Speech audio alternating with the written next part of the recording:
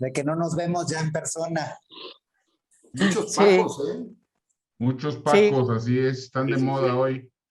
Sí, Tenemos sí la están de Es lo de moda. hoy, Paco es lo de hoy.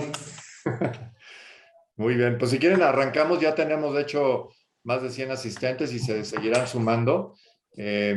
Vamos a dar arranque al panel de hoy. Antes de ello, déjenme, vamos a proyectarles un pequeño video que sirve de introducción y luego ya damos paso concretamente a lo que es la plática de hoy. Pero déjenme, vamos a proyectar este video. Vamos a ver si la tecnología nos lo permite rápidamente. Vamos a ver. Aquí está. Share screen. Vamos a ver si nos lo permite bien. Es este de aquí.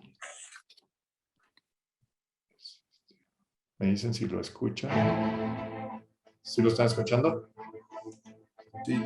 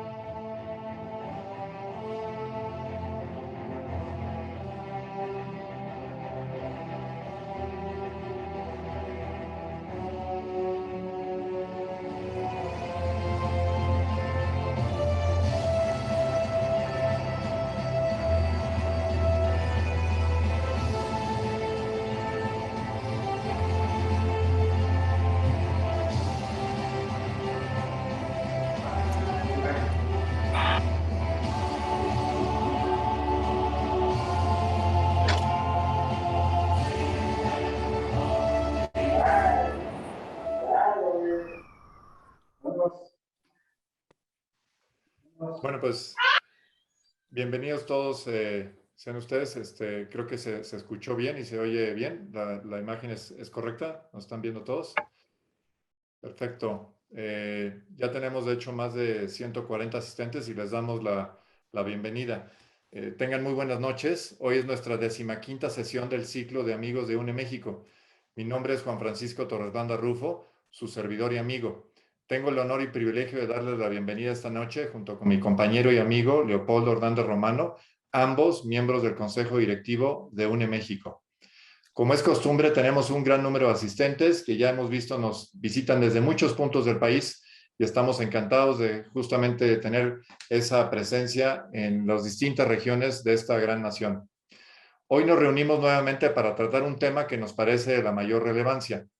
Tuvimos un espacio desde la fecha de las elecciones intermedias y llegamos hoy a un momento importante para la reflexión de lo que ocurre en el país.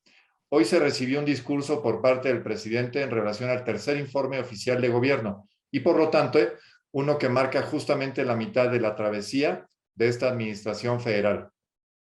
Y consideramos importante reunirnos hoy porque tal y como se ha hecho en sociedad civil por al menos 2 décadas, no se puede simplemente aceptar como válido lo que se nos dice por los gobernantes en turno, sin hacer una revisión profesional y especializada de lo que se nos expone. Y lo que se hacía desde hace tiempo en la presente administración es particularmente relevante, porque bajo el lema de otros datos se ha pretendido generar un velo de opacidad e indeterminación de lo que realmente ocurre en el país.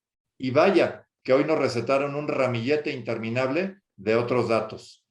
Y para saber lo que este mensaje presidencial esta mañana realmente implica, debe ser desmenuzado profesional y sofisticadamente, para lo cual nos pareció importante que se tuviera oportunidad de recibir la explicación de personas preparadas y expertas en las principales materias del caso.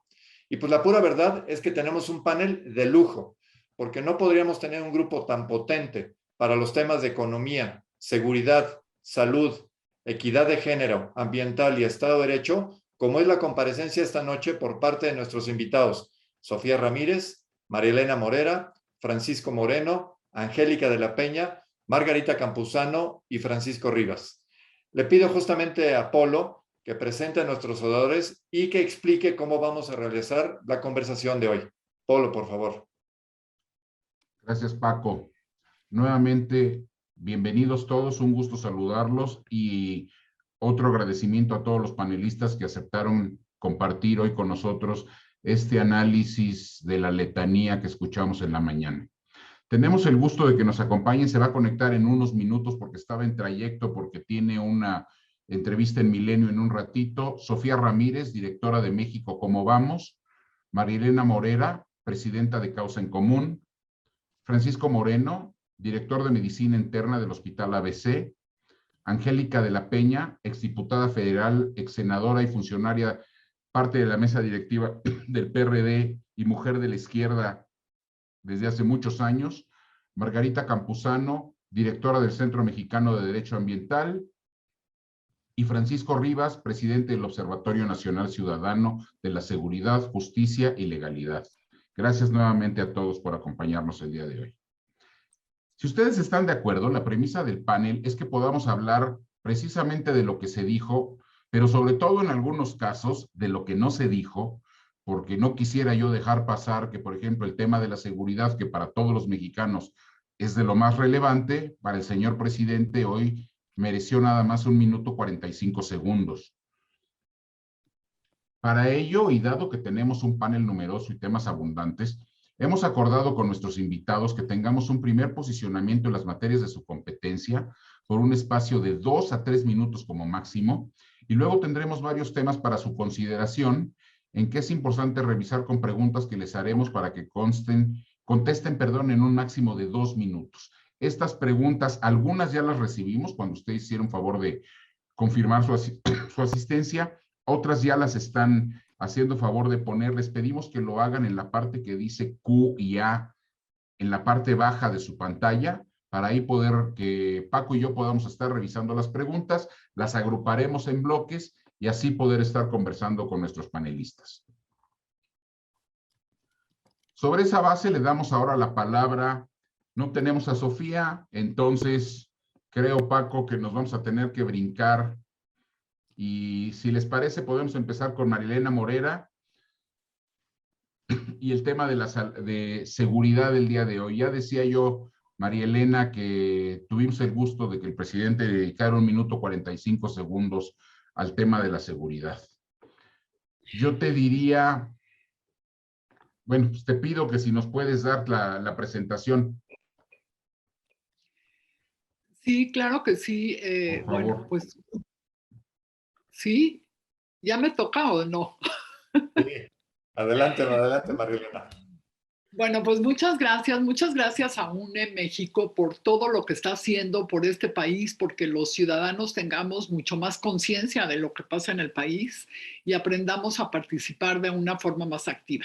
Gracias, Juan Francisco y Polo, por la invitación, y me da mucho gusto compartir este panel con amigos entrañables como Francisco Rivas, Angélica de la Peña, por supuesto con el doctor Francisco Moreno, que tan útil nos ha sido en la grave crisis que hemos sufrido por la pandemia. Muchas gracias a todos ustedes. Bueno, yo empezaría solamente diciendo que las declaraciones que hace el presidente no es que tenga otros datos. El presidente tiene un discurso engañoso y en ocasiones miente abiertamente. Solo voy a dar algunos datos para empezar. El presidente dio algunos datos sobre seguridad, ya como decía Polo, pues a un tema tan importante solo le dedicó 1 minuto 45 segundos. Y además de dar varios datos engañosos, luego también dijo que en México ya no se violan los derechos humanos, que no hay violaciones en la Constitución, que ya no hay corrupción, ¿no? Entonces, empecemos por los datos de seguridad. Solamente tomaré el dato del huachicol, donde el presidente dice que se ha disminuido en un 95%, y los datos de homicidio porque realmente el tiempo es muy corto y hay que aprovecharlo. ¿no? El huachicol en realidad no ha bajado, al contrario, se estima que las pérdidas económicas por este tema se dupliquen a las registradas el año pasado. Fíjense lo grave.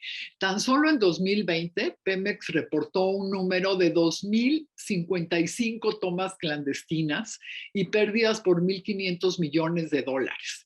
De enero a junio del 2021 se han reportado 1.060 tomas clandestinas, pero pérdidas por cerca de 1.400 millones de dólares. Es decir, muy cerca del total de pérdidas del año pasado ya las tenemos en este momento, entonces espera que esto sea superado por mucho.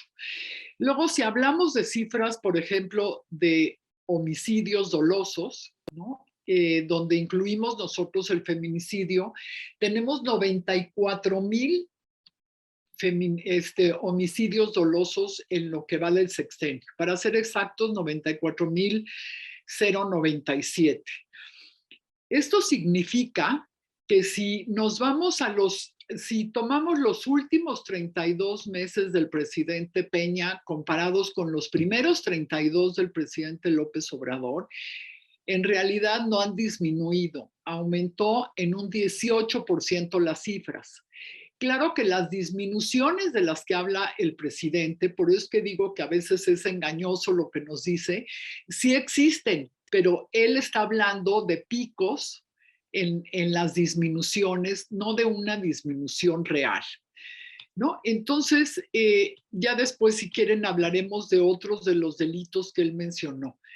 Por favor, Paco, me dices cuando se me acabe el tiempo porque no lo estoy contando. Sobre las declaraciones de la Guardia Nacional, Fuerzas Armadas y la militarización, me parece pues muy grave lo que está sucediendo en el país, porque nosotros consideramos desde Causa en Común que la militarización no es la respuesta para la seguridad. Es cierto que se creó la Guardia Nacional, se han construido muchos cuarteles y se cuenta con 100,000 elementos de la Guardia. Sin embargo, la Guardia nos dijeron cuando la formaron que iba a ser una fuerza civil y sin embargo no es civil. Lejos de ella, casi la totalidad de sus elementos pertenecen a las Fuerzas Armadas. Además, 9 de cada 10 no cuentan con el certificado único policial, es decir, no son policías. Luego, si nos vamos, por ejemplo, pues sobre el sistema de justicia penal, el presidente no hizo una sola mención al sistema de justicia. Cuando si ustedes juntan lo que tenemos en inseguridad con lo que tenemos en justicia, bueno, pues el resultado es la gran impunidad que sufre México y sin embargo, bueno, pues no se hizo importante hablar en ningún momento sobre el tema de justicia. Cierto que el presidente impulsó una ley de amnistía, sin embargo, esta ley solamente ha beneficiado a 5 personas. Entonces ha sido más una propaganda que una política pública, ¿no? Si nos vamos, por ejemplo, al tema de penales, se han cerrado 5 centros penitenciarios importantes en el país, como por ejemplo Puente Grande o como por ejemplo el penal de Islas Marías, que por cierto eran los penales mejor evaluados por la Comisión Nacional de los Derechos Humanos. Y podemos pensar qué bueno que se cierran penales porque quiere decir que hay menos personas en prisión, pero no es así. Seguimos teniendo muchos penales con sobrepoblación mientras estos penales los cierran. Tiempo, Marilena. Después, conserva... Ya, le sigo después con mucho gusto. Muchas gracias. A ti, Marilena. Perdón, pero para hacer ordenado. Está perfecto.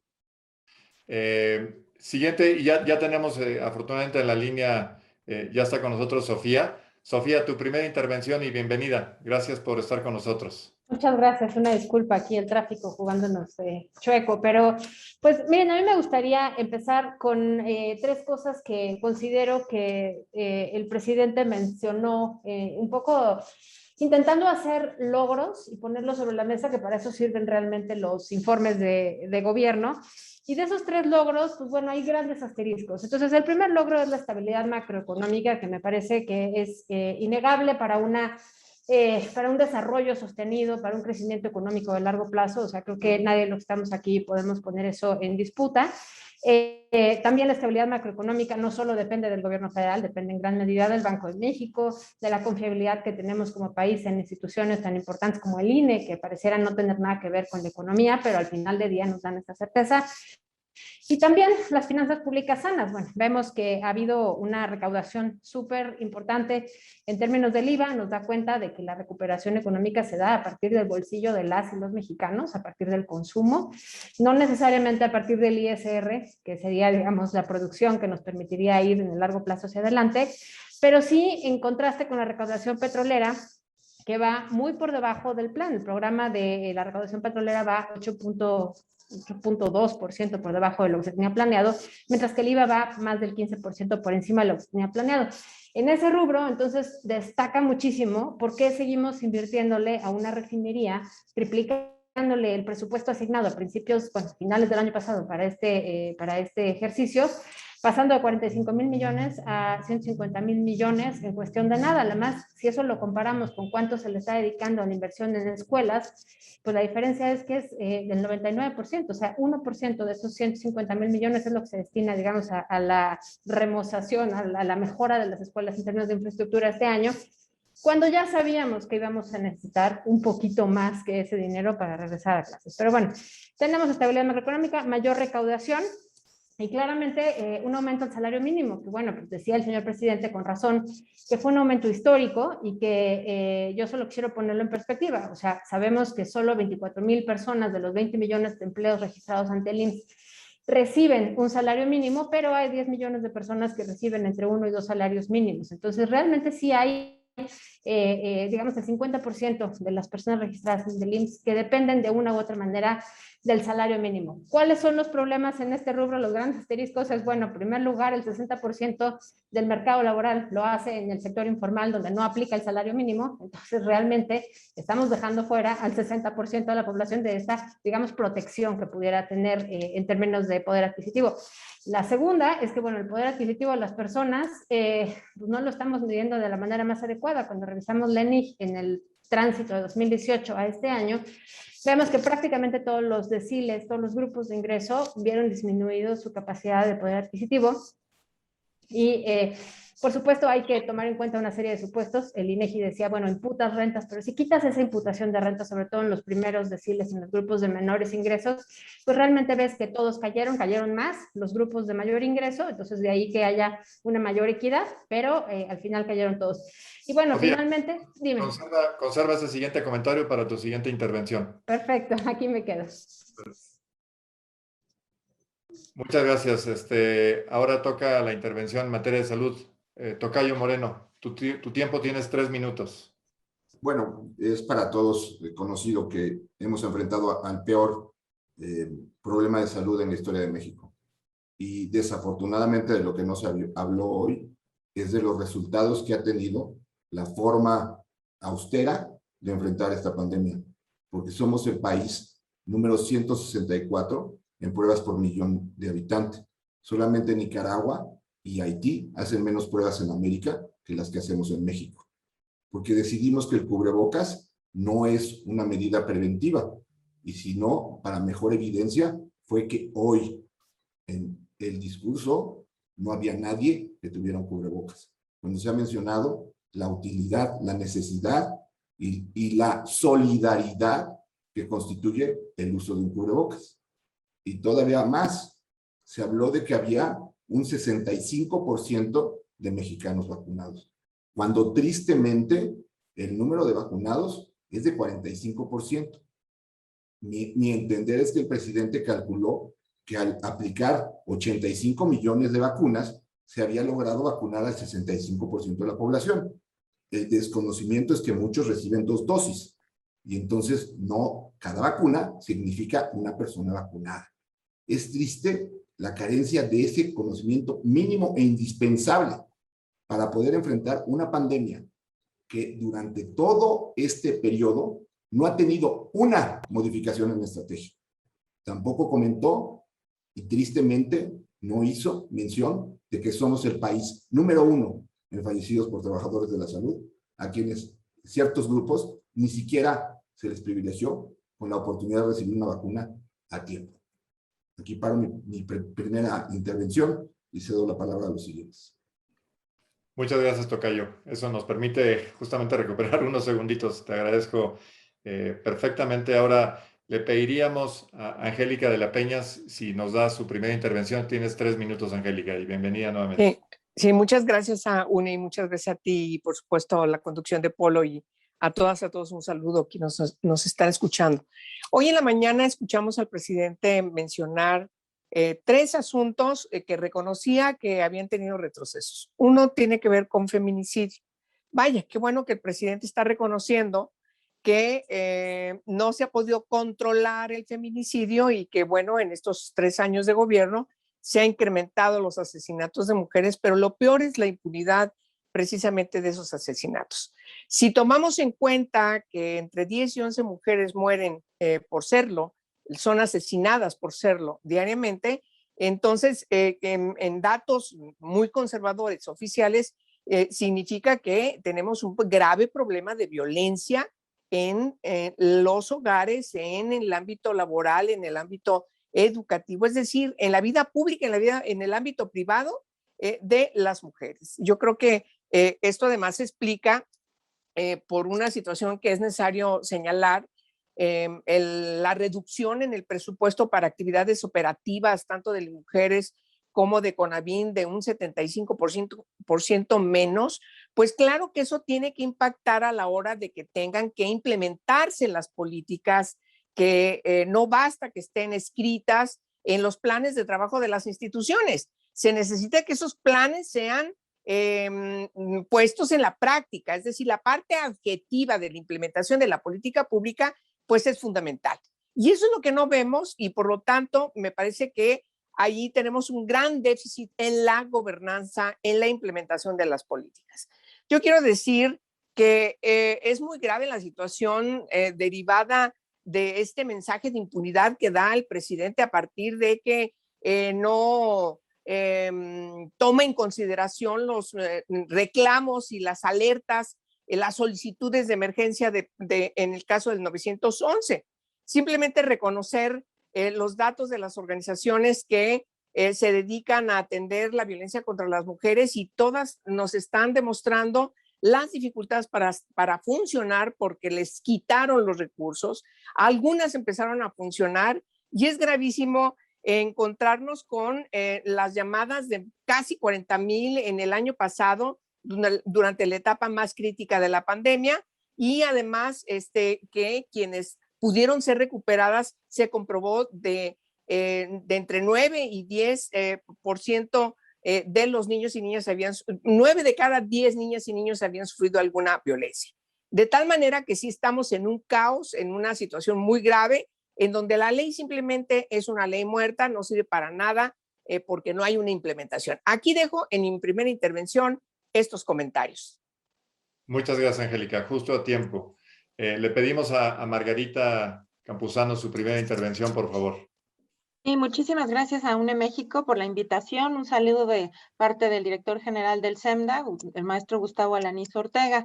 Y bueno, pues si me limitara a hablar de lo que se mencionó esta mañana en el informe en materia de protección al medio ambiente, pues aquí terminaría mi participación de los 3 minutos que me quedan, porque realmente el presidente solamente dijo una frase, dijo que se protege a la naturaleza y bueno, mencionó tangencialmente el proyecto Agua Saludable para la región de La Laguna y también dijo que en su gobierno no se otorgarían concesiones mineras. Y bueno, sabemos que el desinterés de todos los gobiernos por el medio ambiente pues no es exclusiva de esta administración, nada más para darles contexto. En los últimos 7 años el sector ambiental ha sufrido un recorte del casi 60% en su presupuesto.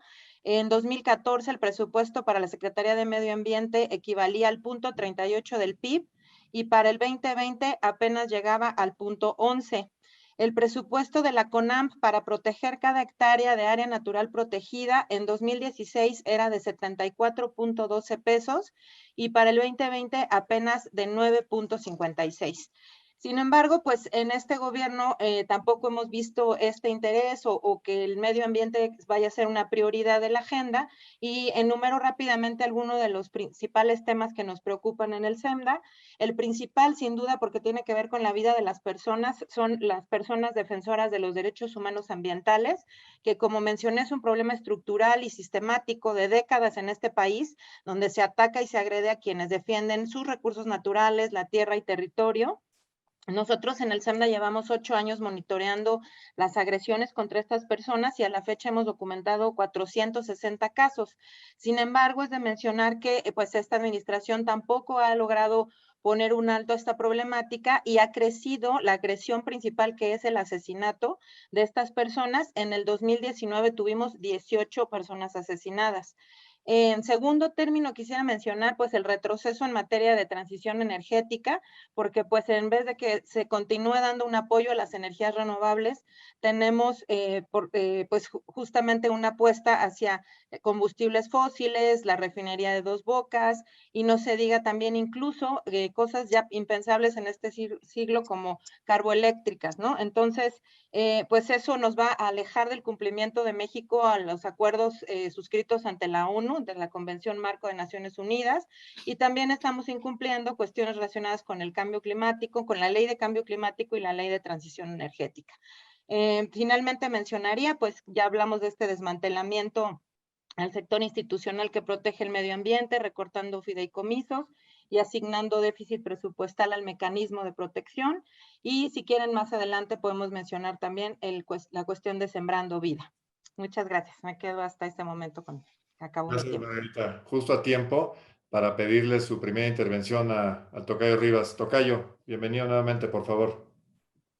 Un gusto estar con ustedes, con los panelistas, Paco, Polo, gracias por la invitación.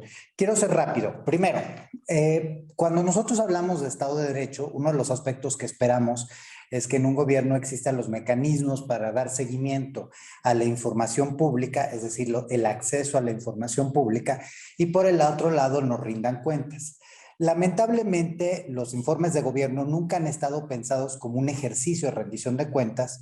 La numeralia que nos dan, la estadística que nos dan, pues tampoco es tan diferente a lo del pasado. Es decir, siempre se maneja una estadística de manera tal que los datos no parezcan tan graves o que los avances parezcan mucho mejores de lo que son. En ese sentido, si el presidente inicia hablando de que estamos avanzando en la cuarta transformación, pues nada más estamos avanzando en su cabeza en la cuarta transformación, porque lo que estamos viendo es que nada ha cambiado, si acaso estamos empeorando. Hoy tenemos menos información disponible, de peor calidad y esta menos nos permite llegar a un ejercicio verdadero de rendición de cuentas, que significa cómo usamos los recursos, para qué los usamos y con qué resultados. Quiero empezar ahondando en algunos datos que nos compartió ya María Elena. Por ejemplo, en el caso de seguridad, no hubo un solo dato verdadero que haya dicho el presidente o preciso. Entonces, toda la información que dio sobre seguridad es absolutamente falsa.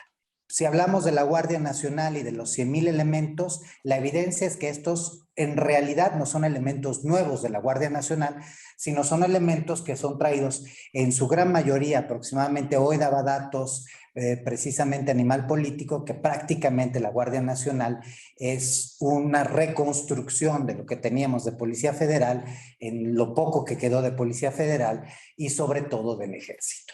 Es falso que los delitos que presenta el presidente estén disminuyendo. Simple y sencillamente este dato que dijo de que el 0.5% de los homicidios, que ha disminuido el homicidio doloso en los 0.5%, la verdad es que eso es falso. Si nosotros comparamos los primeros 32 meses de esta administración contra los últimos 32 de la pasada administración, el homicidio ha crecido más de un 18%. Si lo comparamos con el mismo periodo de la pasada administración, ha crecido más de un 65%. Si lo comparamos contra los primeros 7 meses de la anterior administración, estamos hablando de que creció casi un 150%. Entonces, por ningún lado los datos corresponden a lo que nos dicen. María Elena nos hacía también un ejemplo con relación a los datos de robo de hidrocarburo. Siempre hablando de transparencia, si uno intenta entender precisamente cuántos operativos han existido, cuántas personas hay detenidas, cuál es el estatus de cada uno de los casos, no llegamos a nada. Y esto nos remite a un tema importante del Estado de Derecho, que es la impunidad. Si nosotros volteamos a ver... ¿Te parece si hablamos de eso en tu siguiente intervención? Para hacer Perfecto. Y así damos el segue ahí para esa magnífica tema, un magnífico tema para tu siguiente intervención. Ok, ¿puedo continuar o me espero? Mejor espérate y en la siguiente intervención nos hablas de impunidad. Ok, pero ¿puedo continuar con las otras o ya dejamos aquí? Ok, bueno, entonces, uno de los aspectos que también quería marcar... Hasta ahí tocayo para que se agoten los 3 minutos. Después te damos otro tiempo para seguir, digamos, con los tiempos pactados, si les parece. Pasamos a las preguntas ya que han estado fluyendo del grupo. Afortunadamente tenemos gran participación. Tenemos, de hecho, más de 250 participantes en este momento. Y empezamos con Sofía, porque sé que Sofía probablemente se tenga que retirar un poquito antes de la hora. Sofía, la primera pregunta que te quisiéramos hacer es si nos das efectivamente una explicación de cuáles son las cifras reales en materia de inversión extranjera directa, porque hoy se nos dijo que llegábamos a un récord. Y también hay una pregunta del público si el tema del cambio de la subcontratación lo están tomando como si fueran realmente nuevos empleos. Parece que hay cifras que no hacen mucho sentido, pero nos gustaría escuchar de ti como experta en la materia. Me gustaría empezar con el segundo tema, no por evitar el primero, sino porque me parece mucho más relevante. O sea, es cierto que con la eliminación de la subcontratación, pues sí se están incrementando muchísimo los empleos registrados ante el IMSS. Ojo, eso no quiere decir que sean empleos de buena calidad. Lo mismito observamos en el caso del sexenio Peña, que de repente podemos decir es que hubo 1.600.000 nuevos empleos en el sexenio Peña y aún así hubo periodos donde la pobreza laboral iba en aumento, poquito, pero en aumento. Pobreza laboral que dice que la gente no le alcanza para comprar con el ingreso laboral de su hogar la suficiente comida para todos los miembros de ese hogar, medido en canastas básicas. Entonces, hay que ser muy cauto cuando hablamos justamente de qué es empleo formal y qué no. Entonces, creo que ese es un primer rubro. Sí hay evidencia que con la eliminación de la subcontratación se están incrementando las plazas ante el IMSS ahora. Eso tiene en el mediano plazo pues, ciertas virtudes que tendrán que ver pues, con cuotas que se paguen al Infonavit, con el acceso al crédito, con la formación de pues, un patrimonio para las y los trabajadores. Eso, vaya, no podemos obviarlo. Pero, otra vez regresamos al problema de fondo, es que si 6 de cada 10 empleos están en el sector informal y en el sector informal se paga en promedio mucho menos ingreso para todos los que tienen un empleo informal, pero además dentro del propio empleo informal hay muchísimas disparidades, por ejemplo, entre hombres y mujeres. Me parece que lo que hay que empezar a atacar es justamente la incorporación de más personas del sector informal al sector formal, más que querer pues, pasar de una cajita de formalidad a otra cajita de formalidad. Esa sería mi primera reflexión. Ahora, respecto a la inversión extranjera directa en México realmente es un pedacito muy menor, equivalente al 2.53% de la inversión total.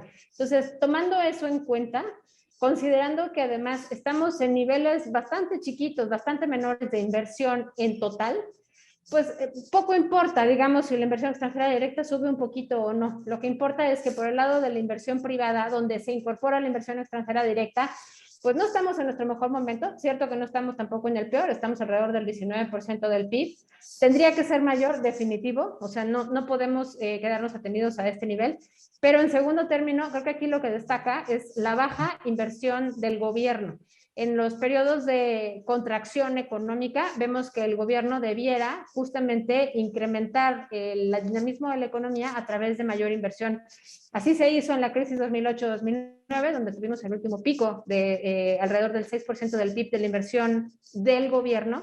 Y ahorita estamos en niveles de 2001, estamos por debajo del 2.4% de la inversión correspondiente al sector público. Entonces, ese sería el primer dato de inversión. Y el segundo dato de inversión que me gustaría compartirles es que justamente el 85% de esa inversión pública en los últimos 3 años ha sido en el sector hidrocarburos. Entonces, aquí tenemos un problema porque ya empezamos a destinar dinero, que de por sí es escaso, pues a un mercado que es sumamente complicado ya solo por la estructura de que la inversión en hidrocarburos, en generación de cualquier energía, es una inversión que tiene que verse en el largo plazo. No puedes pensar en voy a transformar BTUs de hidrocarburos o BTUs de energía eólica de un día para otro. Necesitas poder transformar energía a través de una infraestructura que te va a permitir generar más producción en el largo plazo. Y esa infraestructura es cara, esas decisiones toman mucho tiempo. Y aquí lo importante es que el 80... Tiempo. Ok, está perfecto. Quiero llegar siempre al punto al último minuto. Me atengo. Gracias. Muy bien. María Elena y Polo te va a hacer una pregunta. Gracias, Paco. María Elena, nos preguntan, ¿cómo explicas el manejo del presupuesto en materia de seguridad? Y aprovecho y te aviento dos en el mismo viaje, a ver si nos da tiempo. Es importante explicar a qué se refiere el presidente con que hay reducción en las cifras de incidencia delictiva. ¿Cuál es tu sentir a este respecto? Y mira, sobre la primera pregunta del presupuesto, el presupuesto ha aumentado muchísimo, pero no para la seguridad, ha aumentado para las Fuerzas Armadas, que es distinto, ¿no? Aunque nos lo vendan como si fuera igual, ¿no? El presupuesto en este sexenio se le ha dado a la Secretaría de la Defensa Nacional en su gran mayoría y se incrementó en un 40%.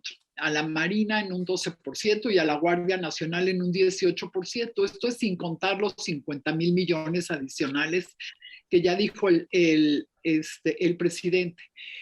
Además de todas las demás asignaciones de recursos que les están dando. Por eso es que muchos de nosotros estamos preocupados por el tema de militarización, pero no solo eso, sino el militarismo que está llegando a este país para quedarse, porque va a ser muy difícil que después de haber convertido a las Fuerzas Armadas en administradores, en constructores, ¿no? En empresarios de la construcción y en repartir una serie de insumos, después los vayamos a poder meter a los cuarteles como se pretende hacer en el 2024. Por el otro lado, los presupuestos para las policías, esos han disminuido. Por ejemplo, ya no tenemos presupuesto para policías municipales, se quitó el Fortasec, y los presupuestos para apoyar a los estados en el tema de seguridad se encuentran estancados. Y luego sobre la segunda pregunta que me hacías sobre la impunidad, bueno, pues no podemos mejorar la seguridad y no podemos mejorar los índices delictivos si no tenemos menos impunidad. Y lo que nos está sucediendo en el país es que estamos estancados. Mientras se denuncia menos y además se investiga menos, entonces pues la impunidad crece. ¿Cuál sería la solución? Que todos los ciudadanos denunciáramos mucho más, que fuera mucho más fácil denunciar y entonces que bajara la cifra negra y subir la cifra de denuncia. Entonces estaríamos hablando que está mejorando la situación de seguridad. Sin embargo, no es el caso, ¿no? Y además hoy tenemos mucho más personas en reclusión de lo que teníamos antes, ¿no? Les decía en mi otra intervención que quitaron varios centros de readaptación social. Sin embargo, ahora teníamos a finales de diciembre del 2018 197,000 personas en reclusión, ahora tenemos 220,000 y además sigue siendo la misma cifra que teníamos antes. El 40% de las personas en reclusión no están sentenciadas, ¿no? Entonces, por un lado, pues nos venden la ley de amnistía y por otro lado, hay mucho más personas en cárcel porque han puesto mucho más delitos en prisión preventiva oficiosa, o sea que mandan a la gente a la cárcel sin realmente saber si son culpables o no. Tiempo, María Elena. Perfecto. Perfect timing. Le quiero pasar ahora para su siguiente intervención en tema de salud, Tocayo Moreno. Ahorita justamente estábamos viendo,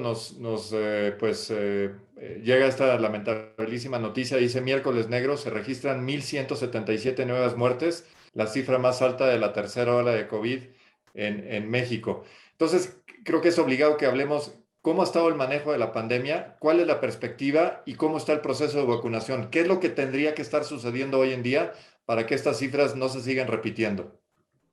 Pues mira, lo primero que habría que hacer es aumentar el número de pruebas, exigir las medidas preventivas.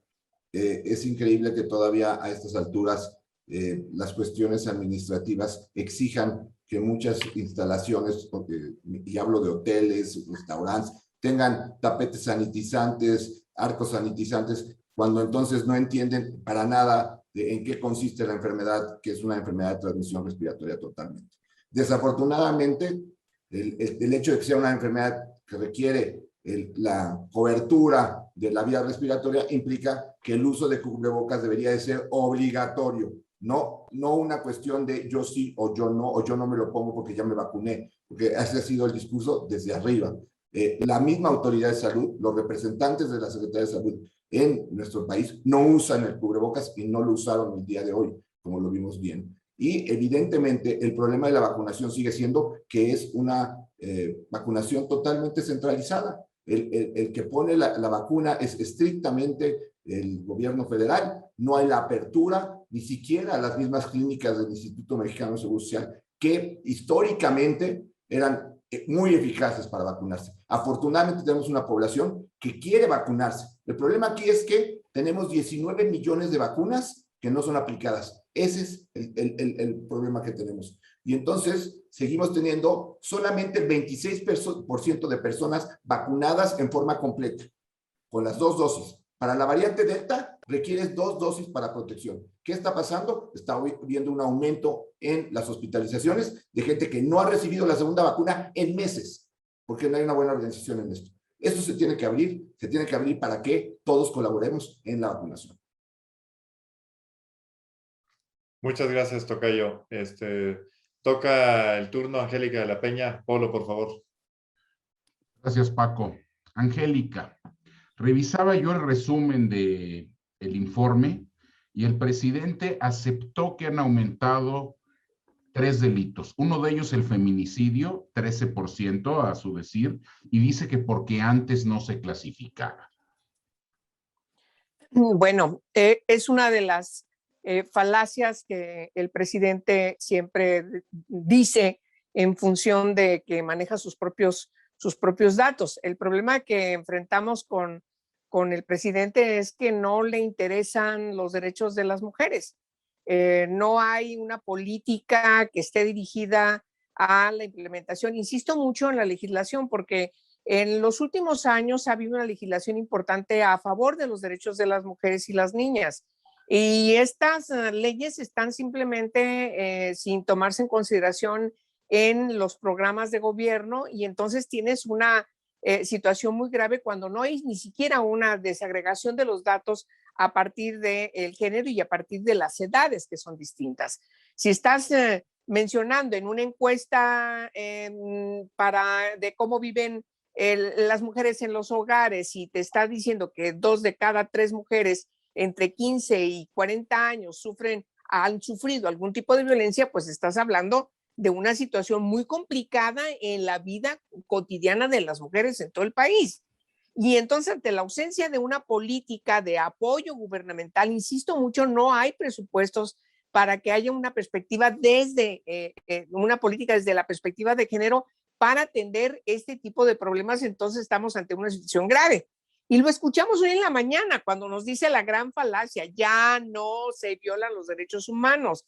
Claro que se violan los derechos humanos de todas las personas, independientemente de si son mujeres, si son hombres y cuál es su edad, si viven en cualquier parte del país. Yo creo que hay una falta de enfoque realmente desde los derechos humanos para poner en el centro de la política. Insisto yo mucho porque el presidente es lo que tiene que hacer.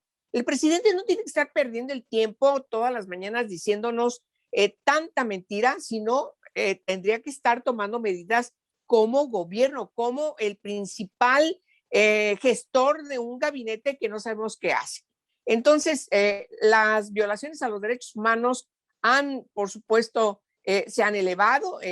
Simplemente, y con esto voy a terminar, hace referencia que ya van 48 periodistas en lo que lleva su gobierno asesinados, alrededor de 68 defensores también asesinados. El colmo, que el mecanismo para la protección de periodistas y defensores y defensores de derechos humanos, 7 que estaban periodistas bajo su protección y además 2 defensores fueron asesinados. ¿Qué quiere decir esto?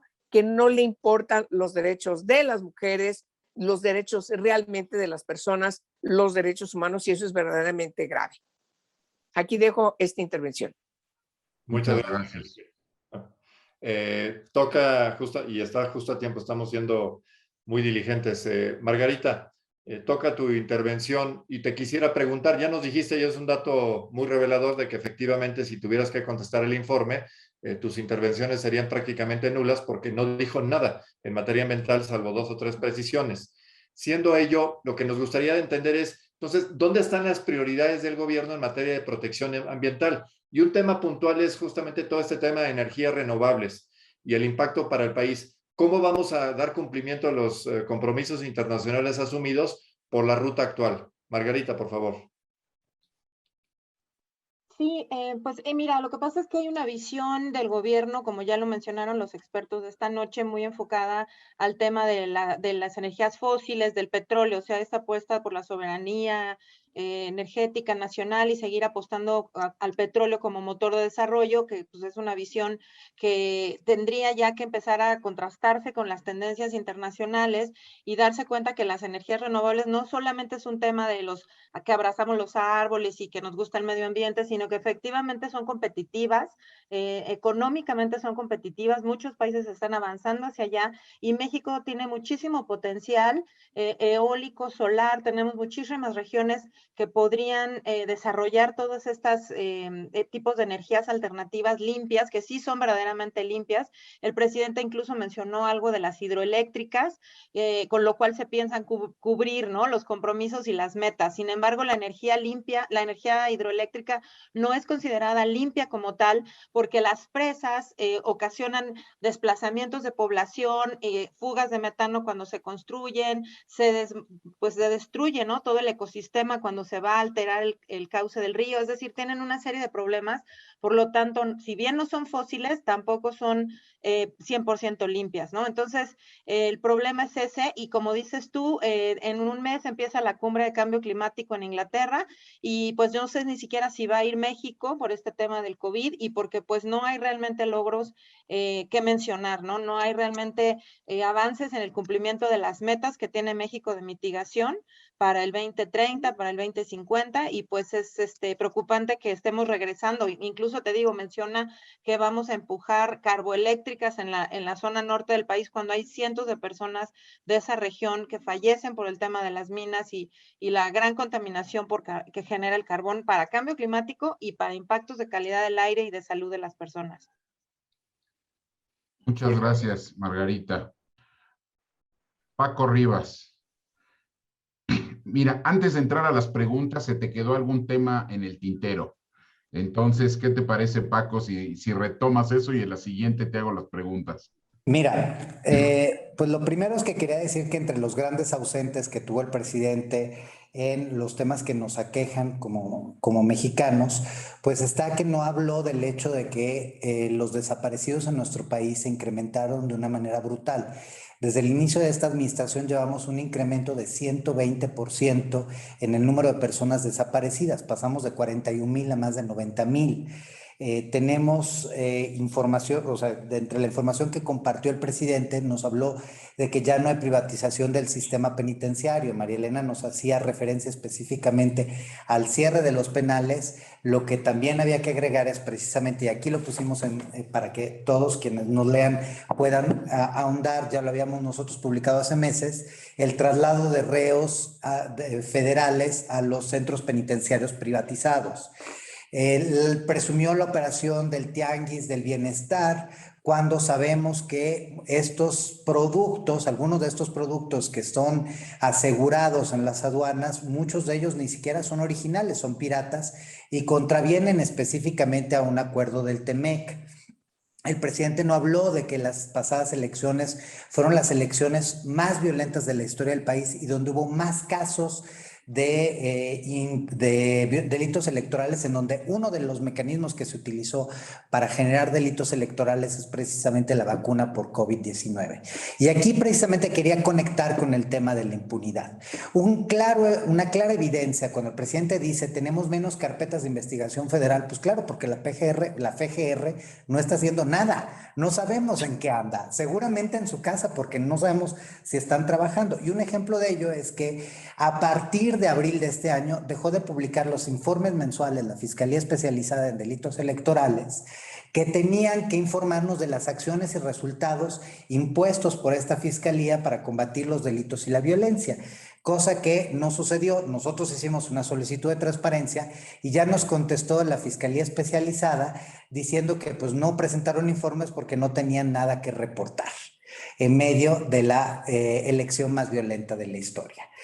Cuando hablamos, por ejemplo, de programas sociales, el presidente presumió algo que es muy preocupante, que estos son programas de prevención del delito cuando no tienen un sesgo de prevención del delito y por lo contrario sí están destinados a los distritos electorales. Y cierro nada más con un tema que ya citó Angélica, que es precisamente el tema de la violación a derechos humanos. Solo desde desde mediados del año pasado a la fecha, la Guardia Nacional acumula más de 600 quejas ante derechos humanos, pero estas han crecido también para la Sedena y también para el INAMI, siempre en este discurso de que ya no se violan los derechos de los mexicanos y de los migrantes.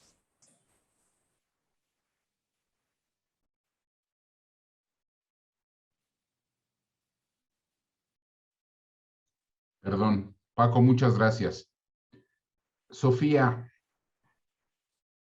Aquí andamos. creo que a mí me cuesta un poquito trabajo dejarte ir sin hacerte una pregunta que desde que la escuché en la mañana me está retumbando en los oídos. Habla el presidente de que se ha ahorrado, cito textual, 1.400.000 millones de pesos en compras y contratos. Dice, y sigue diciendo, reduciendo al mínimo el huachicol y disminuyendo la defraudación fiscal. ¡Wow! Yo pregunto, si ahorramos esa cantidad de dinero, ¿por qué no hay medicinas? ¿Por qué la inseguridad? ¿Por qué tenemos que vivir de estar limosneando vacunas? Y aquí le toca a Paco Moreno esa parte de la pregunta. Y cito también en el orden en el que, bueno, creo que más o menos así ve el orden: China, India, Cuba, Argentina y al final Estados Unidos, que es el que más nos ha dado. Pero bueno, nos han estado regalando vacunas. ¿Para qué quiere tanto dinero el presidente entonces si tiene tantos ahorros?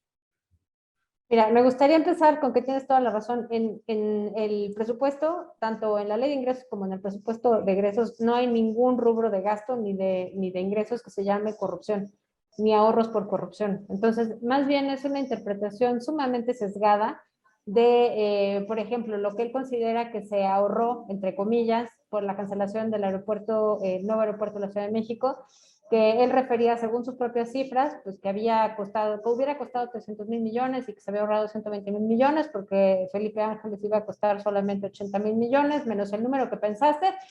Total, que le quedaba ahí un ahorro de 120,000 millones.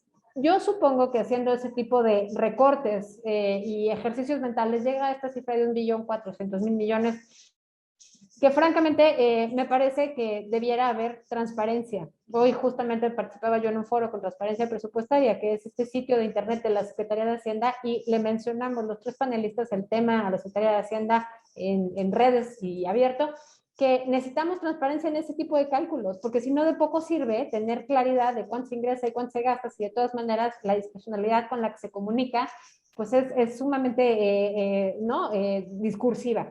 Ahora, ¿por qué no hay rubros de gasto que funcionen mejor? Bueno, pues porque justamente para que haya dinero necesitas gastarlo bien. No sirve que tengas mucho dinero, sirve cómo lo ejecutas. Y aquí está la segunda parte donde las prioridades no están alineadas con el discurso y no son los deciles de menores ingresos quienes están quedando con los mayores beneficios, sino que es una asignación discrecional de programas sociales que acaban beneficiando a toda la población, en particular al 10% más rico. Son datos de la ENSI, EMIG, no son datos míos, el INEGI lo publicó hace unas semanas. Creo que con eso agoto mi tiempo.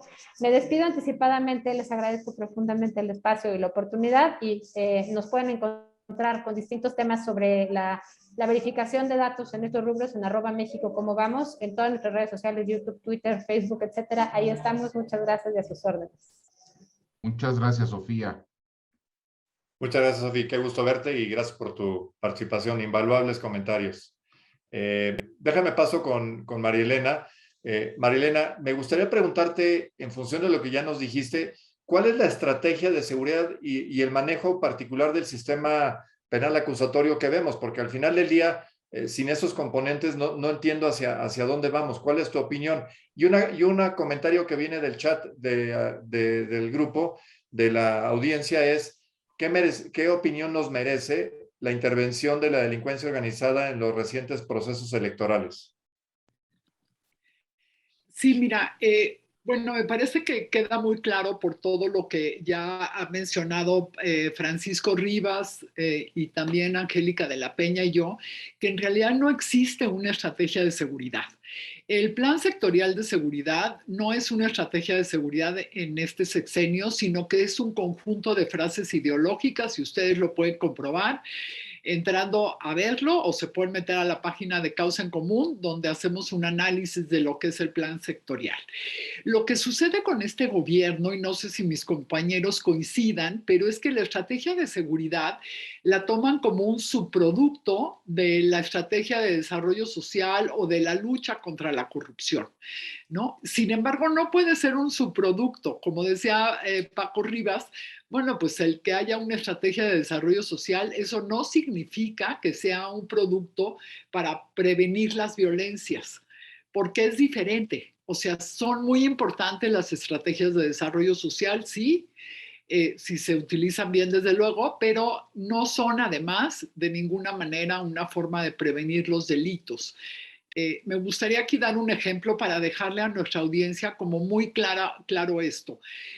Si yo quiero hacer una estrategia de prevención del delito para un grupo vulnerable, como por ejemplo los jóvenes que están expuestos, de los que tanto habla el presidente, bueno, pues yo tendría que tener una carpeta de información sobre ellos y entonces negociar con ellos. Si tú te portas bien y ya no delinques o ya no entras en este tipo de delitos, entonces a cambio de eso yo te doy un presupuesto para que tú estudies o te pago por un trabajo. Pero no lo puedes hacer como que yo te regalo el dinero y por eso la gente va a dejar de delinquir, ¿no? Me parece que eso solamente para dejar muy claro este tema.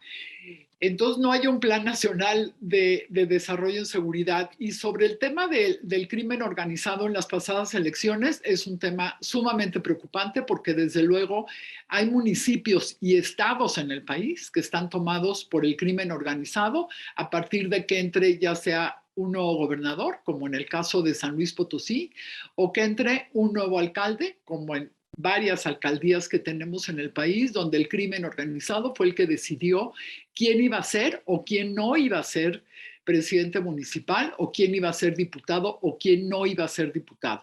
Y sobre esto, bueno, pues todavía no tenemos el alcance de lo que va a suceder en estos estados o en estos municipios una vez que entren los nuevos gobiernos. Y me parece muy grave y tendremos que darle seguimiento y encontrar soluciones. Muchas gracias, Mariana. Qué delicado esto que señalas y es la cruda realidad, delicadísimo. Y hablando de temas delicados, Paco Moreno, me gustaría que si nos pudieras justamente hablar del impacto de la desaparición del Seguro Popular, la aparición del INSABI, y en ese sentido, algo que le pega a muchos hogares y que se vio justamente en las recientes encuestas, que es el gasto adicional que tenemos en muchos por el tema de salud, confrontado además con una escasez sistemática de medicinas, compras. Escuché que el Instituto Mexicano del Seguro Social reconoce que 50% de las medicinas que fueron en teoría licitadas con UNOPS no han sido suministradas, y tienes la cereza en el pastel, que es de lo más lamentable, es las muertes de niños con cáncer que no están siendo atendidos. ¿Qué nos puedes decir? Pues empezaría diciendo que con la desaparición del Seguro Popular hay 15 millones de personas que se quedaron sin atención médica y se fracturaron programas de asistencia que se le daba a personas de escasos recursos en centros de alta especialidad a través de fundaciones. Yo no diría que con la desaparición del Seguro Popular apareció el INSABI. Creo que el INSABI no ha aparecido, esa es la realidad. El INSABI lo que vino fue a destruir el sistema de salud que teníamos, que no era perfecto, que no era el mejor, pero que realmente vino a estar devastado en el peor escenario, porque al mismo tiempo que requieres que un sistema de salud sea sólido para ayudar a una pandemia que te está afectando y te está causando la mayor tragedia de salud en el país, tienes el rompimiento de la cadena de distribución de medicamentos, la falta de aprobación de medicamentos por COFEPRIS, tienes toda la serie de factores que hacen que, pues ahora, como hemos comentado algunos médicos, no le podemos recetar al paciente lo que necesita. Le recetas al paciente lo que hay que pueda tomar para lo que tiene. Esto, pues realmente nunca lo habíamos vivido.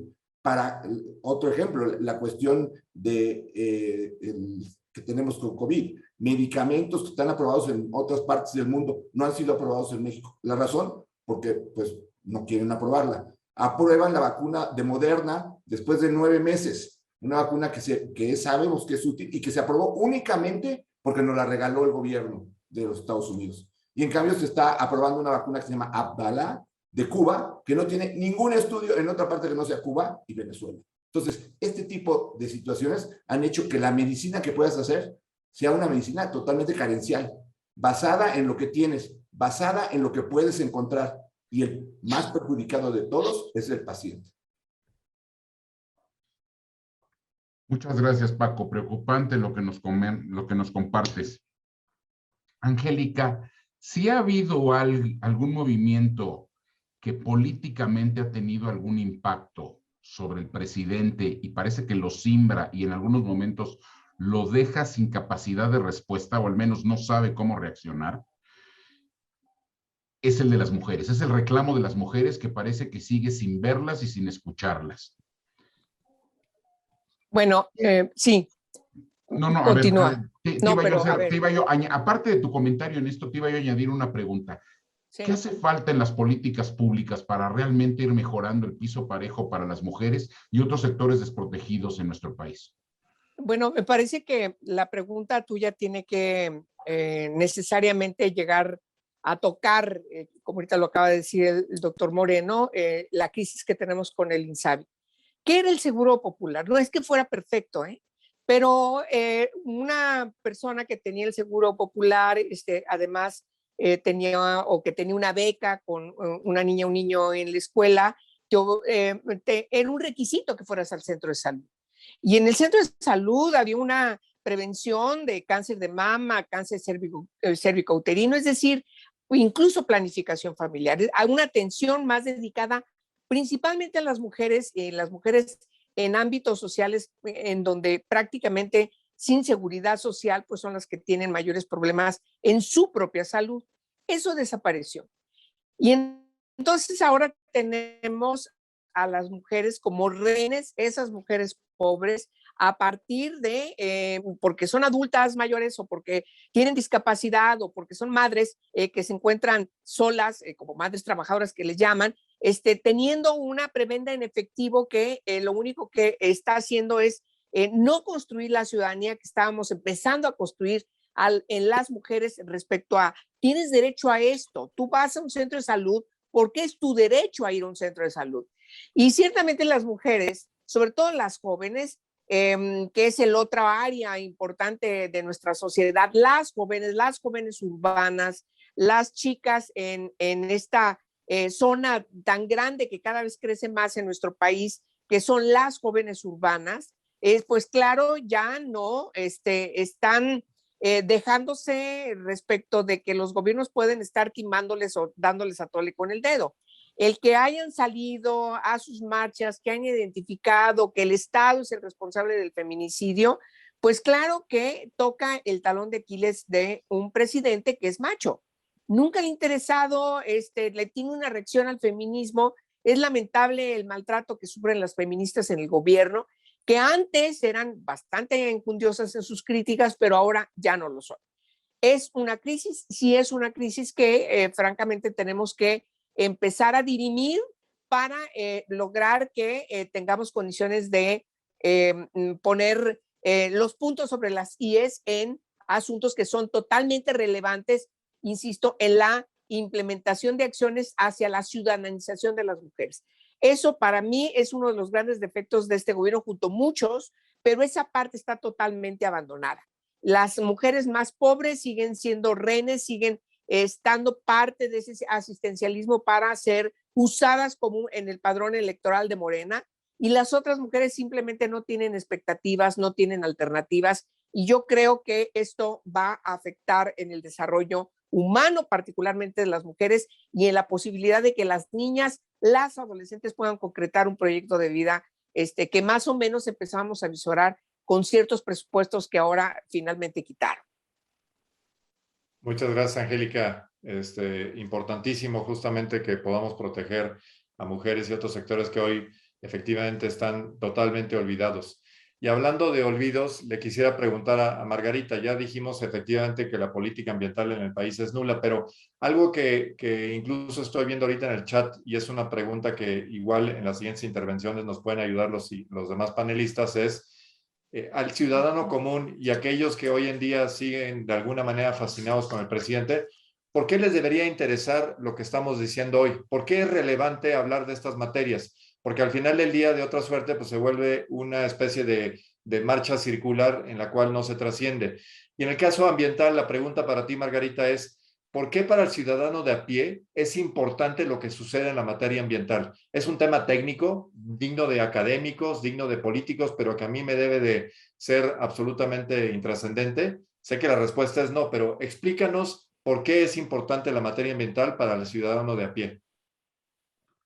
Sí, muchísimas gracias por esa pregunta, porque creo que es fundamental entender que sin un medio ambiente sano, sin nosotros poder ejercer nuestro derecho a un medio ambiente sano, simplemente no podríamos estar hablando de nada de lo que estamos comentando aquí, ¿no? No habría ni siquiera la posibilidad de desarrollar la economía, hablar de seguridad, hablar de derechos de las mujeres, porque como lo vimos justamente en este año y medio, con la llegada de la pandemia que nos cerró la posibilidad incluso de salir de nuestra casa, donde algo tan fundamental que damos por hecho como es respirar, pues se volvió un lujo verdaderamente, ¿no? La gente que pasó por situaciones trágicas de que tener que ser intubado y todo esto, valoramos lo que es verdaderamente poder respirar aire limpio, y hay datos de la propia Semarnat que hablan de que donde pegó más fuerte el COVID o el mayor número de personas afectadas, tiene que ver también con con ecosistemas que están más degradados. Y esto es porque al destruir los ecosistemas, al destruir el equilibrio de la naturaleza, pues justamente damos paso a este tipo de situaciones que no podemos controlar los seres humanos, como son estos nuevos virus, ¿no? O estas nuevas enfermedades. Entonces, un tema que tiene que ver con la calidad del aire. Ahora decía, ¿no?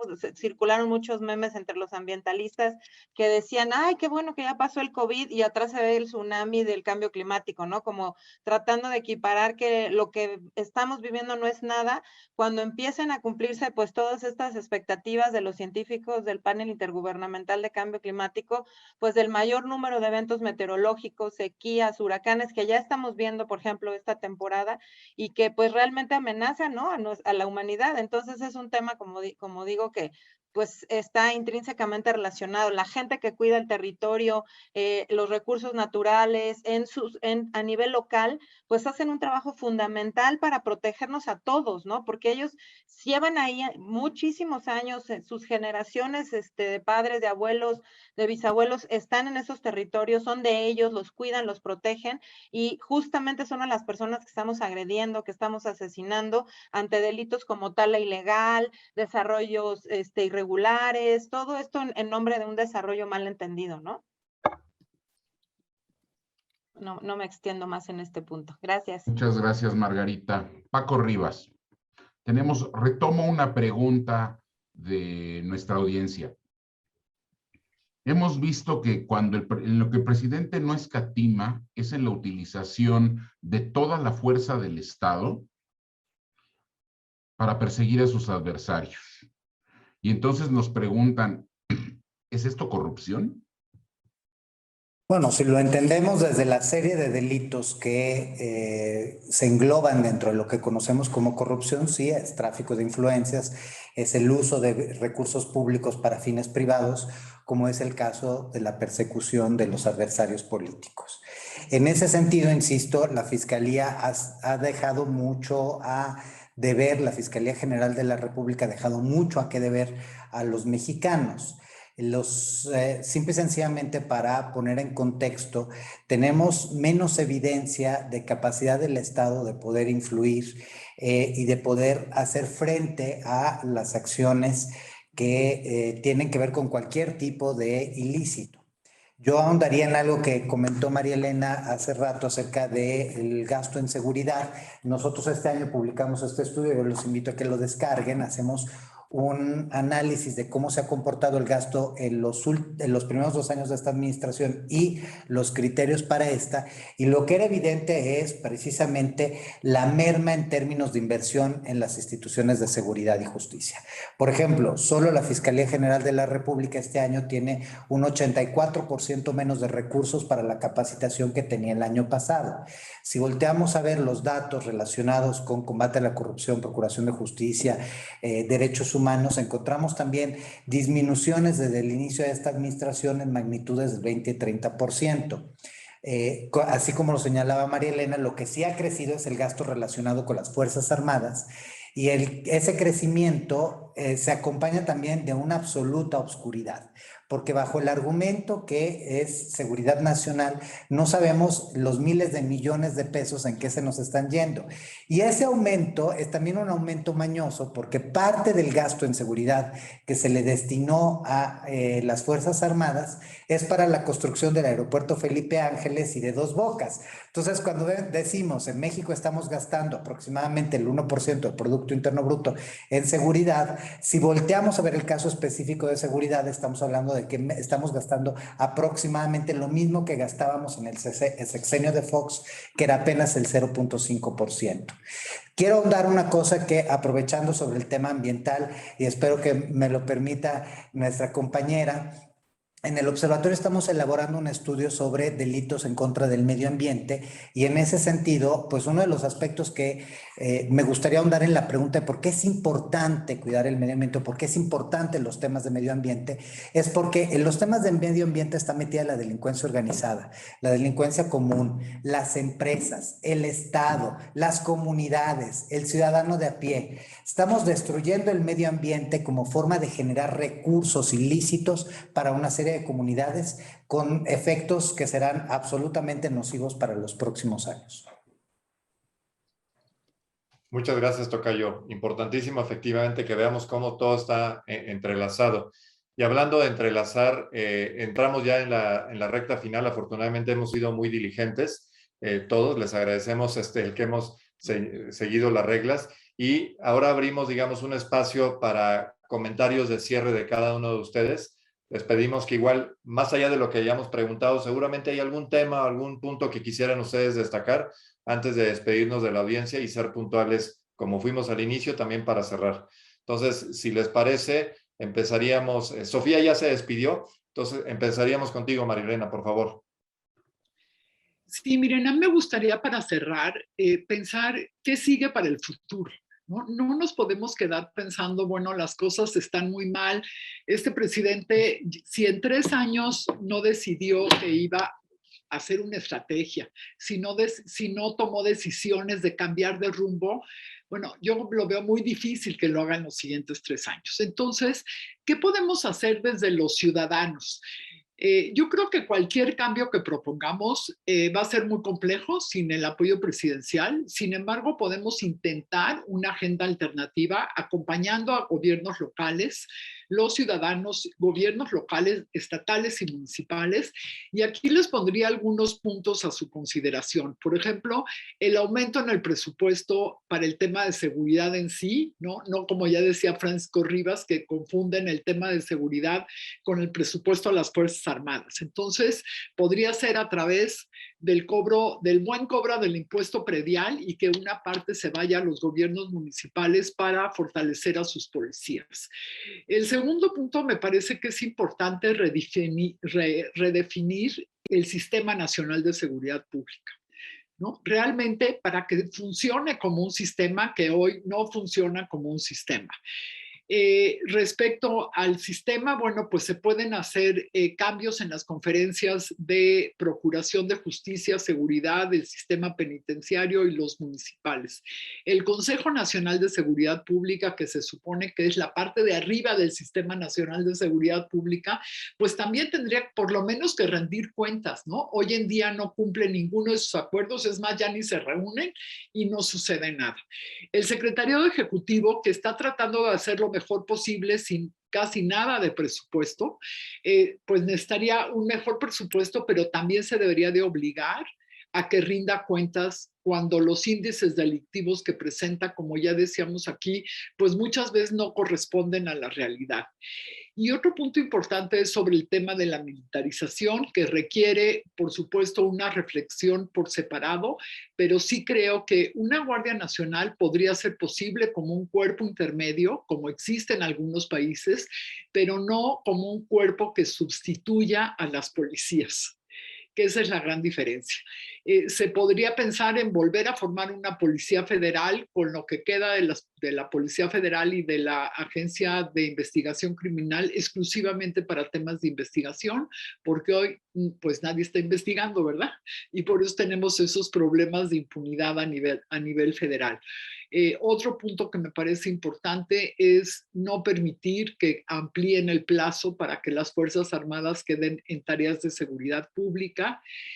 Y pues hasta aquí lo dejo porque ya no hay más tiempo y muchísimas gracias. Me dio mucho gusto estar esta noche con ustedes. Gracias, Marlena, qué amable. Tocayo Moreno, tus comentarios de cierre, por favor. Bueno, el primer comentario es, desafortunadamente la pandemia no ha terminado. Daría la impresión de que para el gobierno ya terminó desde hace mucho tiempo. Y es una tristeza porque estamos viendo ahora personas más jóvenes, incluso niños, que están resultando afectados por esta situación en el cambio de variantes del virus. Entonces, es evidente que si el gobierno no cambió la estrategia para el control de la pandemia durante todo este tiempo, no la va a cambiar. Está en nosotros el llevar a cabo las medidas de prevención que muchas veces, pues, por hartazgo y cansancio, se nos olvida llevar. Y la otra situación es que hay que empujar para lograr que la vacunación deje de ser un privilegio del gobierno. Porque mientras eso suceda, la vacunación va a ser muy lenta. Sabemos que en países se están aplicando terceras dosis, cuando aquí no alcanzamos el 50% de la población vacunada y además solamente el 26% con una doble vacuna. Entonces, si no logramos que a través de toda la actividad social, que la vacuna sea pues no un beneficio que nos dé el gobierno, sino un beneficio que tengamos por ser mexicanos, nada más por esa sencilla razón, el problema es complejo. Vamos a tener un rezago con respecto a otros países, podemos tener variantes que nos aíslen de esos países. Entonces, sí hay un impacto si no cambiamos en la forma como abordamos la pandemia y cómo enfrentemos pues las necesidades que hay de apertura por parte de la sociedad civil a el tener el derecho a recibir lo que es simplemente algo constitucionalmente nuestro derecho, la salud. Muchas gracias, Tocayo. Efectivamente es importante y justamente al final de cada conferencia siempre damos una recomendación y la vamos a repetir con tu venia. Angélica, por favor, tu comentario de cierre. Sí, muchas gracias. Bueno, me parece que el dicho del presidente detengan para que aprendan superó el me canso ganso. Eso refleja el tipo de personalidad que estamos enfrentando en la investidura presidencial y que ciertamente refleja que no va a cambiar. Yo coincido totalmente con Marilena respecto de que no hay posibilidades de que haya una recomposición de las o a partir de las observaciones que se le hacen en materias como la que evidentemente está más que demostrada los fracasos en el tema de salud y particularmente cómo se ha enfrentado la pandemia, como lo ha constatado siempre el doctor Moreno. Yo creo que no hay manera de que podamos hacer una receta, me explico, lo quiero decir de manera anticipada, pero yo insisto mucho en que las organizaciones sociales, civiles, políticas tienen que ahora sí que ponerse las pilas respecto de lo que viene y cómo vamos a tener que recomponer las cosas y evitar que esto siga cayendo a un fondo en donde irremediablemente puede haber una reacción social que no esperamos, que no quisiéramos nadie. Pero la gente se va a cansar, esa es la verdad. Entonces, sí debemos tener mucho cuidado en que tenemos que seguir insistiendo en que la mesa de la política tiene que funcionar. Cuando deja de funcionar, entonces vienen las guerras. Eso está demostrado en la humanidad. En todos los países donde han entrado en crisis ha sido por una situación de ese tipo. Pero también tenemos otros países y otras historias en Sudamérica, en propia Europa, en la Segunda Guerra Mundial, en donde sí tenemos que ponernos las pilas para reencauzar el país a partir de compromisos como el que se intentó hacer ahora en las elecciones pasadas, en los 3 partidos antagónicos enfrentados en otras elecciones, ciertamente se juntaron para lograr quitar la mayoría calificada a Morena en la Cámara de Diputados. Lo lograron. Ahora vamos a ver qué hacen. ¿Qué hacen con esta importante mayoría que tienen, que va a equilibrar, cuando menos a que no se concreten reformas de locura constitucionales que el presidente trae allí en su cabecita? Pero también esperemos que puedan recomponer las cosas en el presupuesto, como aquí lo acaba de mencionar. Yo simpatizo mucho con lo que acaba de mencionar María Elena, y por supuesto que también se pongan a funcionar instituciones que se supone que son autónomas, como la Fiscalía General de la República, que es otro gran florero costosísimo. Me parece que por ahí es por donde podríamos empezar a tomar decisiones para intentar recomponer las cosas, porque yo creo que esto no va a cambiar. Me parece que incluso se va a agudizar en estos, a partir del siguiente trienio que tiene este gobierno, y creo que tenemos que estar preparados para eso. E insisto, no es una fórmula, pero la ciudadanización de las personas, es decir, la información que reciban las personas, va a permitir que tengan más conciencia respecto de las decisiones que tienen que tomar y salir de la pasividad para tomar decisiones y exigirle al gobierno y exigirnos a todos los demás a que haya compromisos para, ahora sí que plantear justicia transicional, no sé, porque el país va a quedar realmente muy destrozado. Muchas gracias por la invitación y perdón por extenderme unos segundos más, pero no podía dejar de mencionar. Muchas gracias, Angélica, y obviamente estamos todos en favor de la ciudadanización de todos los procesos y el empoderamiento para que la agenda pública y las políticas públicas respondan a la necesidad de la ciudadanía y no, lamentablemente, de quien se hace del poder para no servir. Margarita, tus comentarios de cierre, por favor. Sí, muchísimas gracias, Francisco. Bueno, yo desde lo ambiental sí creo que es muy importante también dejar de pensar en una visión centralizada. O sea, criticamos mucho que el centralismo y digamos cómo centraliza el poder el actual presidente y también, pero entonces por lo mismo deberíamos dejar de analizar todos los temas nada más desde esa óptica, sobre todo desde lo ambiental, porque el medio ambiente es responsabilidad, como ya lo señaló Francisco Rivas. Estamos involucrados sociedad civil, sector privado, sector público, gobiernos locales, municipales, estatales, federales. Entonces, también es necesario que nos replanteemos o que pensemos en un momento que la degradación del medio ambiente tiene que ver con un modelo extractivista y depredador que se ha impuesto pues a nivel mundial prácticamente, y en el cual México no es la excepción, y pues este gobierno se inserta en esta lógica ya impuesta en ese sentido, que la que se asocia esta visión de un desarrollo mal entendido con generar empleos, no importa que destruya manglar, no importa que destruya dunas, vamos a hacer un superhotel porque vamos a crear algunos empleos que básicamente son mal pagados, que tienen que ver con servicios de limpieza, y que los costos ambientales versus los beneficios que se están creando con ese tipo de proyectos, pues están dejando un saldo muy triste para el país en zonas como Cancún, por ejemplo, que lo vemos ahorita, pues que es lo que no se debe de hacer en modelo de desarrollo turístico. Cancún es el ejemplo perfecto, ¿no? Entonces, pues yo llamaría como a esta responsabilidad de todos los sectores. Ideas en general, pues definitivamente se necesita destinar un mucho mayor presupuesto en lo ambiental. También hay que decir que ningún gobierno, ni del PRI, ni del PAN, ni el actual, le han destinado el presupuesto suficiente a la Secretaría de Medio Ambiente, no le dan recursos a la Comisión Nacional de Áreas Naturales Protegidas. A veces los inspectores de la CONAMP no tienen ni para la gasolina de las lanchas. ¿Cómo queremos que detengan a los que están cazando la totoaba y que no se extinga la vaquita marina si no tienen ni para las lanchas?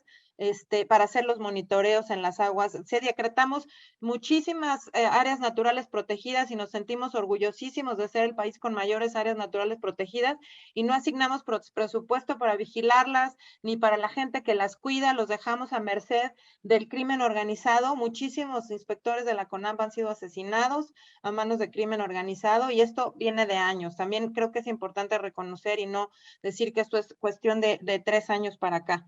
Pensar en un impuesto al carbono, pero etiquetado para proyectos relacionados con el medio ambiente, efectivamente, y pues dejar de tener políticas públicas esquizofrénicas, donde algunos gobiernos nos dicen, por un lado, súbete a la bicicleta, camina, pero por otro lado te elimino la tenencia y te subsidio el combustible, y entonces pues yo veo que sale más barato tener mi coche que subirme a la bicicleta. Entonces, pues, ¿cuál es la política ambiental o cuál es la política de movilidad? Y eso es responsabilidad de gobiernos locales, no del gobierno federal.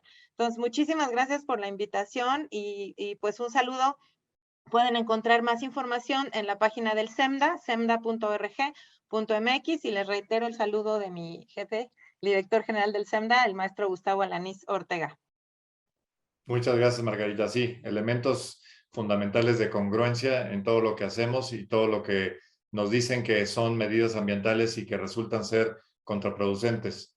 Tocayo, hablando de contraproducentes, dinos qué sí es productivo, qué sí debemos ver hacia adelante. Déjanos con una buena nota para cerrar. Hijo, me la pones difícil en este panorama dejarte con una buena nota con este gobierno. Creo que uno de los aspectos principales es que, así como lo decía Marilena, tenemos que pensar qué sigue. Y en este que sigue, pues hay una parte en donde tenemos que considerar la prevención personal y la construcción de comunidades. Lo que sí podemos hacer como ciudadanos es tomar decisiones que eviten o que inhiban algún tipo de acción en contra de nuestra seguridad, la de nuestros seres queridos, nuestro patrimonio, etcétera. Y de la misma manera preocuparnos por lo público y preocuparnos por los otros. Y por ello, pues es importante, así como lo dijo Angélica, informarnos. Hoy nos dijeron un cúmulo de mentiras. El feminicidio no aumentó un 13%, aumentó un 24%. El homicidio no disminuyó un 0,5%, aumentó un 18%. Las desapariciones en nuestro país aumentaron un 120% y estamos apenas a la mitad del camino. Este ya se perfila como el sexenio más violento de la historia y probablemente el más impune y por ende probablemente el más corrupto. Uno de los aspectos que tenemos que seguir es levantando la voz. Y creo que, así como lo decía Marilena, pensar en cómo vamos a reconstruir de la manera más ágil y posible las instituciones tan vaculeadas. Porque así como lo decía Margarita, pues no es el único caso de los recortes presupuestales que inhiben la aplicación de la ley. Si pensamos, por ejemplo, a los visitadores del INAMI, los visitadores del INAMI también ahorita tienen que ir a hacer su trabajo, estos servidores públicos, con sus propios recursos. Y entonces en los varios distritos les han improvisado camas en las oficinas del INAMI para que vayan a hacer su trabajo. Lo que están produciendo son incentivos para la corrupción, para el mal ejercicio del servicio público, y al final, pues esto se traduce en un país en donde las cosas van de mal en peor. La única nota positiva es que ya llegamos a la mitad del mandato y nos faltan 3 años nada más. Paco, muchísimas gracias. Yo les agradezco nuevamente a todos los panelistas. Creo que fue una extraordinaria reflexiones, análisis, comentarios, y en nombre de UNE, de Juan Francisco y el mío, agradecerles su presencia, agradecerles a todos los participantes. Llegamos a tener más de 260 participantes el día de hoy. Muchas gracias. Retomo algunos de los comentarios que decían en este momento. Decía Paco Rivas, porque tenemos a los 3 Pacos. Cúmulo de mentiras. Estaba yo leyendo hace unos minutos a Luis Estrada de Spin, tuiteó hace un ratito y decía que en 55 minutos nos dieron 88 mentiras, o por decirlo menos, información inexacta o que no es comprobable. El tema, desafortunadamente, es que yo no creo que el discurso de este gobierno va a cambiar. La comunicación, que es la base o el centro de este gobierno, está centrada en otros datos, en verdades a medias, en mentiras absolutas. Una visión hacia el pasado y querer simplemente apuntalar esta visión de país retrógrada que ha venido construyendo el presidente, pero de una manera exitosa, de acuerdo a lo que han sido sus postulados desde un principio. Es aquí donde yo creo que el tema o la responsabilidad de la ciudadanía se vuelve mucho más relevante. La parte que quizá más me gustó de esto es que al final todos cerraron con propuestas. Tenemos que empezar a trabajar en propuestas. Por supuesto que vamos a tener que estar revisando cuál es el trabajo de la legislatura que hoy empezó en la Cámara de Diputados, y si bien tuvieron el apoyo ciudadano en la Alianza Va por México, ahora también van a tener la lupa en lo que van a estar haciendo. Necesitamos no solo que sean un frente que contenga estas ganas de terminar con los contrapesos, sino que se empiece la reconstrucción del país. Tiene una prueba fuerte, están sujetos la partidocracia a la observación de todos los ciudadanos, a las presiones por parte del gobierno, pero también tienen la oportunidad de empezar a construir de frente hacia el 2024 algo que sea mucho más sólido, que nos presente oportunidades, nuevas oportunidades como país.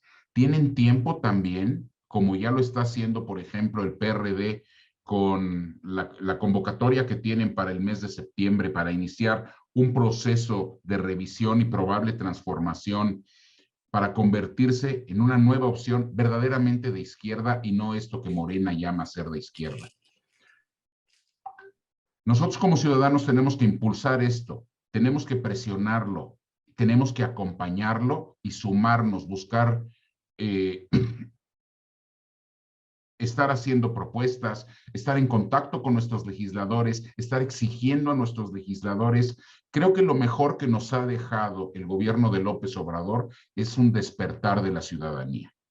Es que muchos ciudadanos hemos salido del letargo en el que estábamos y estamos involucrándonos en las cuestiones públicas. Estamos entendiendo que teníamos un país, si López Obrador llegó con esas ideas, es porque lo llamamos a gritos, porque cerramos oportunidades, porque no vimos lo que estaba ocurriendo y empezamos a exigir un cambio desde otra forma. Ahora, nuestro trabajo como ciudadanos es acompañar esto y buscar el cambio y hacer un frente hacia el 2024. Nuevamente les agradezco mucho. Paco, te dejo para el cierre y un abrazo fuerte a todos los panelistas.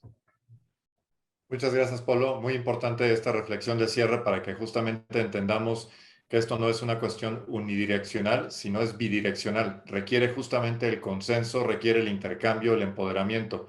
Y pues nos queda justamente agradecerles y cerrar este panel tan maravilloso. Les recordamos que hemos grabado, está siendo grabado y justamente lo vamos a circular en redes sociales. En el chat nos piden que lo compartamos, así va a ser. Les recordamos igualmente nuestra campaña permanente de asociación para que se hagan miembros de UNE México y nos apoyen también con los costos fijos de operación.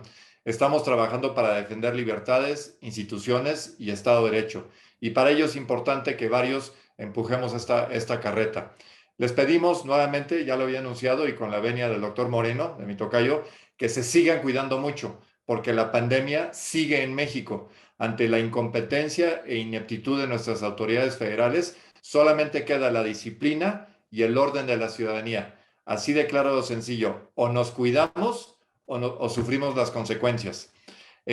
Antes de cerrar, recordarles también la importancia de seguirnos en redes sociales, darse de alta en unemexico.mx y de apoyarnos con sus amables contribuciones. También sé que al principio recorrimos un video, lo voy a volver a pasar porque algunos de los asistentes originales no lo alcanzaron a ver y la verdad es que lo hicimos pensando justamente en este evento. Entonces, como cierre voy a volver a pasar ese video, les pido que lo vean y acabando el mismo, vamos a proceder ya a detener la grabación.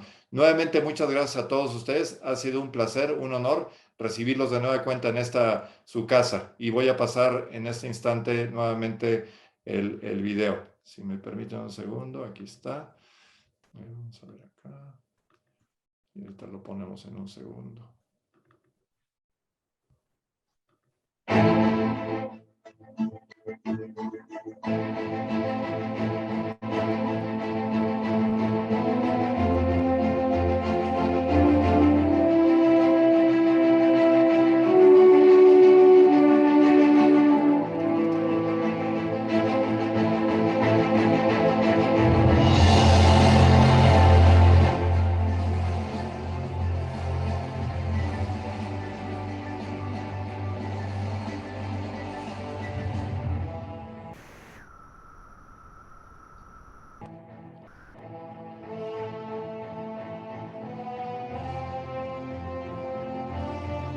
Algo pasa que no se ve el video. No se ve, déjenme lo volver a poner. No se ve. Me están diciendo ahorita que no se ve. Ahora lo vuelvo a poner a ver.